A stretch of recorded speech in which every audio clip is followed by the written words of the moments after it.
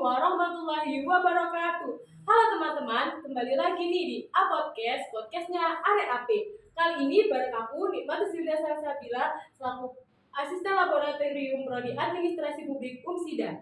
Nah, narasumber kita kali ini gak kalah keren, gak kalah inspiratif dari narasumber sebelumnya. Narasumber kita kali ini seorang perempuan.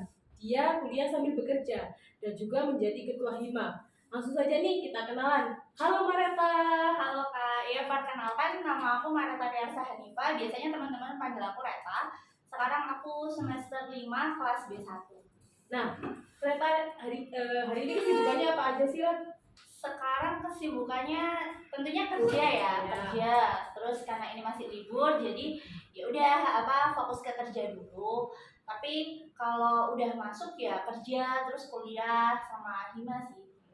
Nah, tadi kan sudah disinggung bahwa Reta ini adalah ketua hima prodi administrasi publik. Nah, boleh diceritakan nggak Reta pengalaman Reta selama menjadi ketua hima di API? Oke, sejauh ini pengalamannya banyak ya, apalagi sekarang udah mau selesai juga. Kita sudah melakukan Lex Proker juga yang kemarin kompetisi video pajak itu.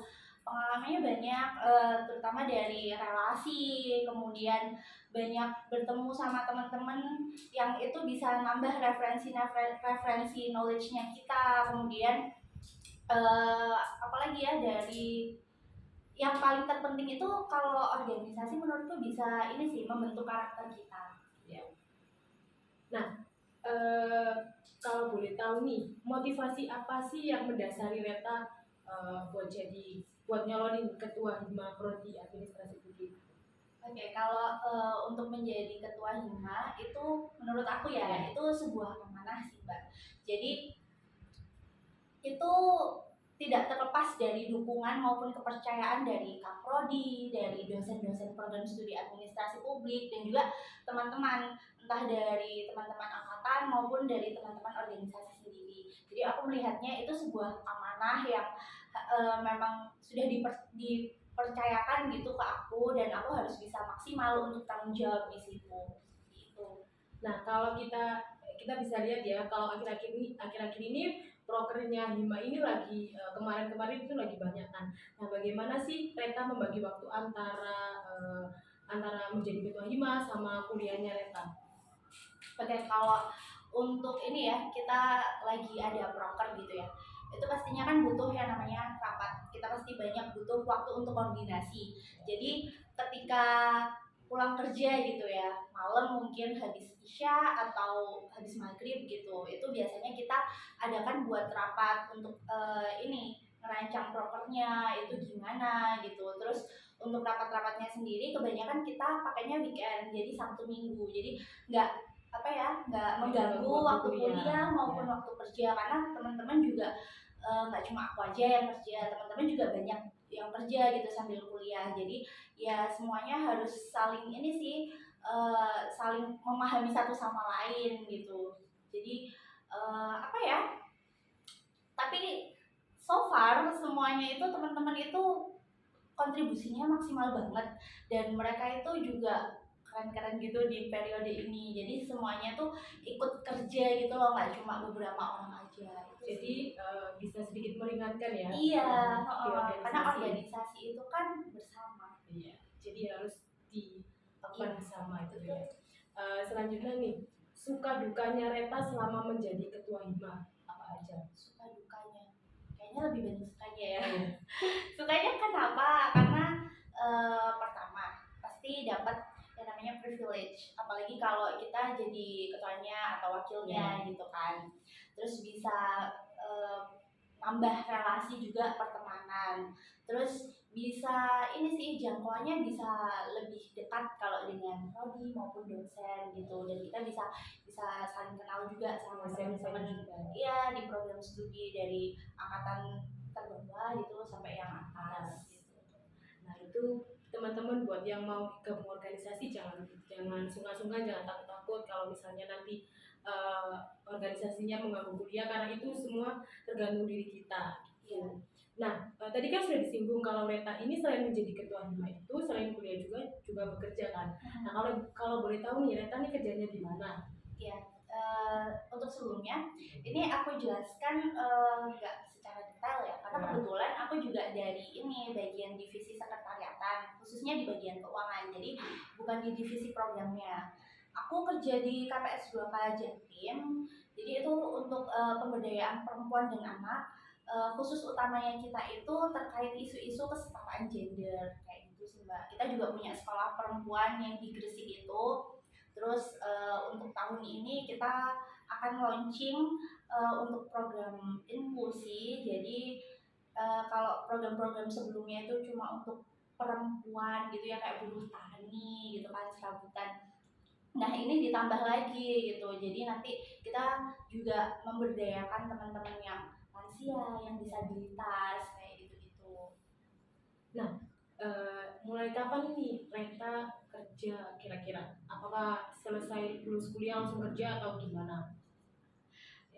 Lulus SMA ya. Jadi waktu itu 2019 Agustus. Oh, ini udah 3 tahun pas ya. Udah 3 tahun pas. Jadi waktu itu ternyata ada posisi yang kosong gitu di situ. Terus akhirnya dapat ini sih, dapat tawaran gitu dari manajernya. Terus wawancara dan ikuti prosedur untuk ini ya, kayak CV gitu kan.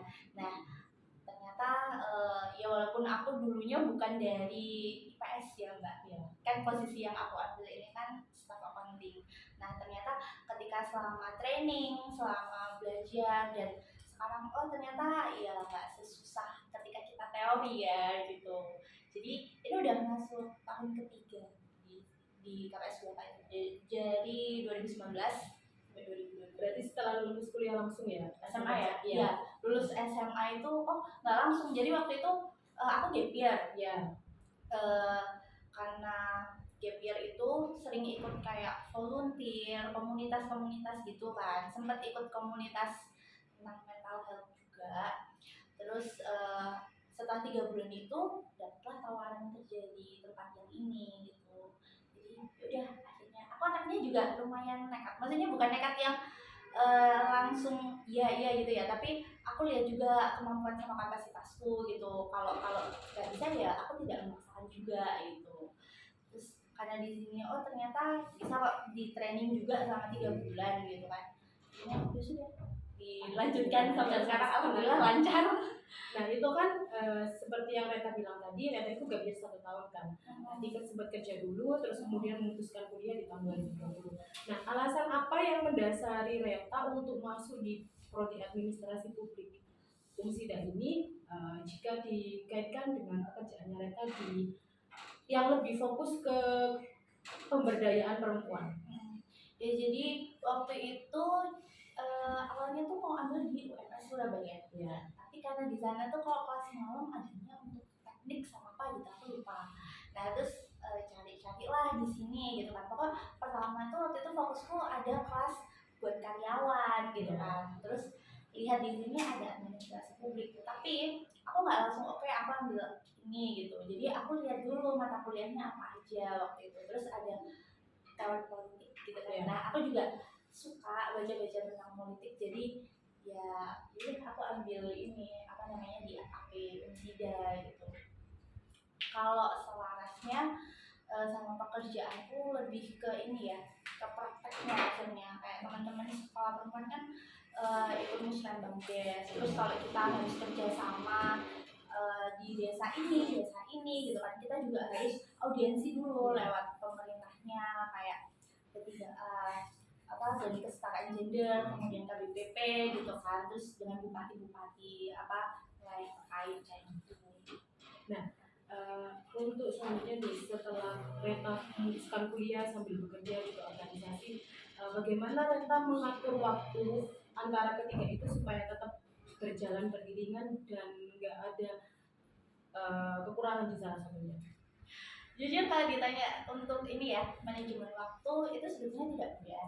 Tapi karena dasarnya aku memang suka organisasi, dari zaman sekolah juga suka ikut organisasi, komunitas maupun volunteer seperti itu. Jadi semaksimal mungkin aku juga harus fokus dengan akademik yang jadi tanggung jawab utamaku gitu kan.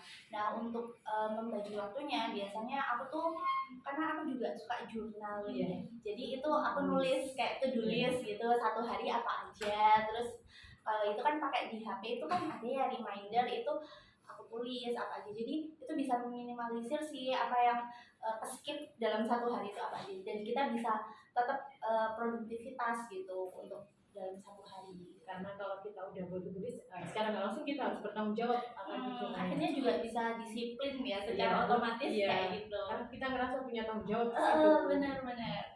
Nah, selanjutnya nih yang terakhir, pesan dan kesannya Reta buat teman-teman yang saat ini mungkin sama posisinya sama Reta, antara organisasi, kerja dan juga kuliah. Karena rata-rata kan kalau kadang kita lihat itu seorang mahasiswa kalau kerja sambil kuliah kan entah kerjanya yang keteteran atau kuliahnya yang keteteran kan. Dan itu belum lagi kalau misalnya dia ikut organisasi, malah jadi kesan kesannya Reta buat mereka itu kayak gimana?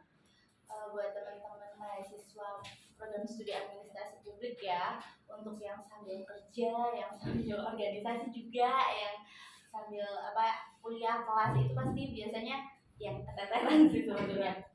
Berat banget di situ. Tapi kalau kita memang bisa manajemen waktu kita, coba buat di journaling, bikin to-do list kayak gitu, itu cukup membantu sebetulnya. Terus untuk teman-teman, pesanku untuk segala opportunity atau kesempatan itu kalau bisa kita maksimalkan, kita manfaatkan secara maksimal.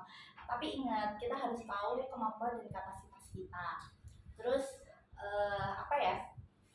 kita juga harus tetap rendah hati.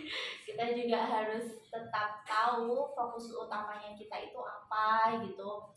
Jadi karena kalau usia muda kayak kita kan lagi banyak maunya di umur 20-an gini, itu lagi banyak maunya, segala opportunity itu selalu pengen diambil, dicapai kayak gitu. Tapi kita harus ingat gitu loh, kesibukan kita atau rutinitas kita itu sudah banyak, jadi harus tahu limitnya yang mana gitu, mana yang perlu diambil, dan harus tahu prioritas mana yang harus didulukan.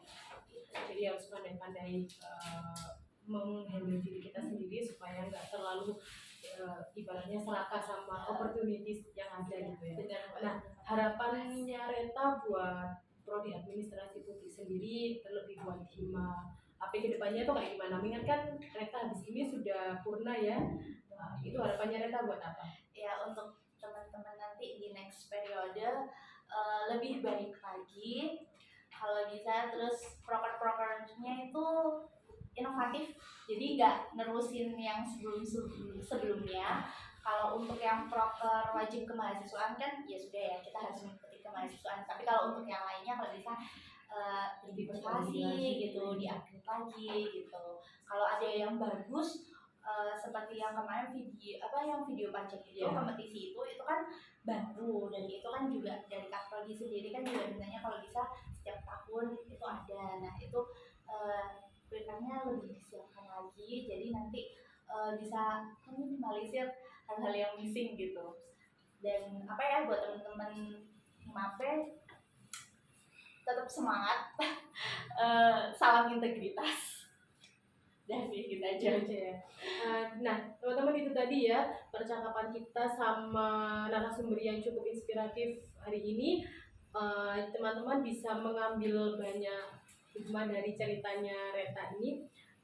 Sampai situ aja kita tutup podcast hari ini. Terima kasih, jangan lupa like, komen, dan subscribe. Assalamualaikum warahmatullahi wabarakatuh.